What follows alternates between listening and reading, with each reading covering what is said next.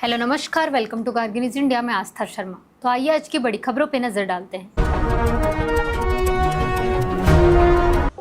प्रधानमंत्री नरेंद्र मोदी ने आंध्र प्रदेश के भोगापुरम अंतर्राष्ट्रीय हवाई अड्डे का उद्घाटन किया।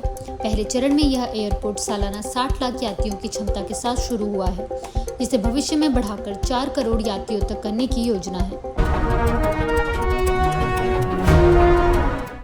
केंद्र सरकार ने प्रधानमंत्री किसान सम्मान निधि योजना को अगले 5 वर्षों के लिए बढ़ाने को मंजूरी दे दी है। 2026-27 से 2030-31 तक चलने वाली इस योजना के लिए 3.15 लाख करोड़ रुपए का प्रावधान किया गया है। प्रधानमंत्री नरेंद्र मोदी ने कहा कि भारत शिक्षा के बुनियादी ढांचे का आधुनिकीकरण कर रहा है और सभी को भेदभाव मुक्त शिक्षा व समान अवसर देने के लिए प्रतिबद्ध है। उन्होंने कहा कि स्वामी विवेकानंद के अनुसार राष्ट्र के विकास के लिए शिक्षा के साथ समानता भी जरूरी है। प्रधानमंत्री नरेंद्र मोदी ने ब्रिटेन के नए प्रधानमंत्री एंडी बर्नहैम से फोन पर बातचीत कर उन्हें पदभार संभालने की बधाई दी। दोनों नेताओं ने भारत ब्रिटेन की रणनीतिक साझेदारी को नई ऊंचाइयों तक ले जाने पर जोर दिया।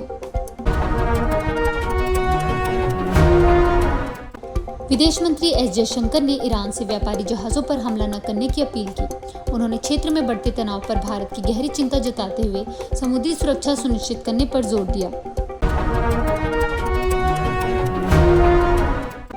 भारत और भूटान ने 12 विकास परियोजनाओं और 4000 करोड़ रुपए की लाइन ऑफ क्रेडिट पर चर्चा की। दोनों देशों ने ऊर्जा, व्यापार, निवेश और कनेक्टिविटी को मजबूत करने पर भी सहमति जताई। भारतीय रेलवे ने बिहार में 976 करोड़ रुपए की मल्टी ट्रैकिंग परियोजना को मंजूरी दी है। इससे दिल्ली हावड़ा रेल मार्ग पर ट्रेनों की संख्या बढ़ेगी और यात्रियों को बेहतर सुविधा मिलेगी।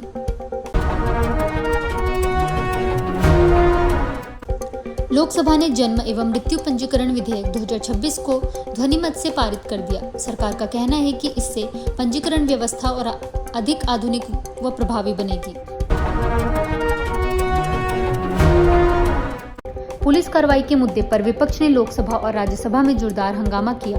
लगातार नारेबाजी के कारण दोनों सदनों की कार्रवाई प्रभावित रही।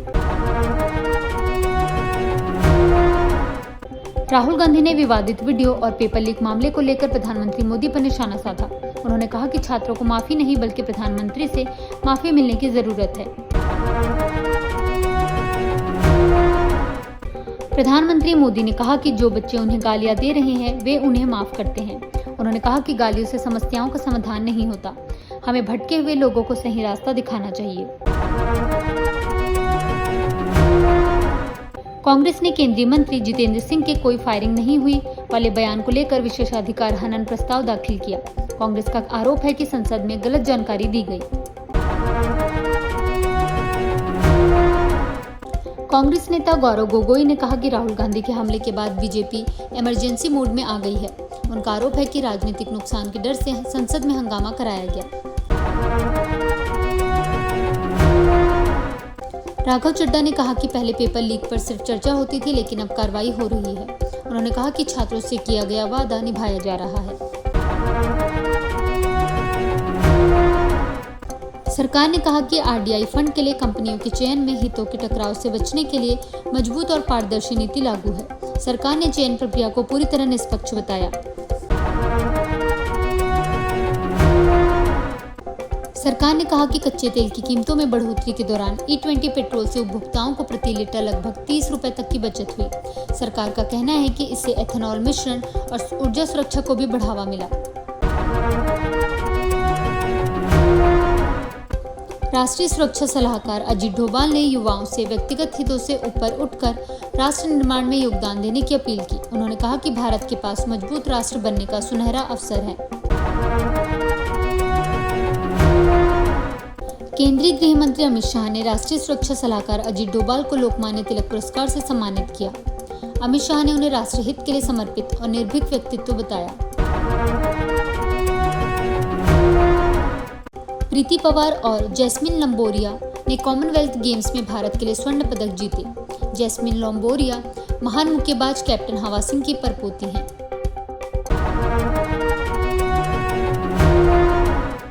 सीजेपी विरोध प्रदर्शनों के दौरान प्रधानमंत्री मोदी से जुड़ी मॉफ्ड सामग्री को लेकर मेटा इंडिया के प्रमुख के खिलाफ मामला दर्ज किया गया है। हमास ने अमेरिकी राष्ट्रपति डोनाल्ड ट्रंप के 20 सूत्रीय गाजा प्रस्ताव को स्वीकार कर लिया है। इस कदम को युद्ध विराम की दिशा में महत्वपूर्ण माना जा रहा है।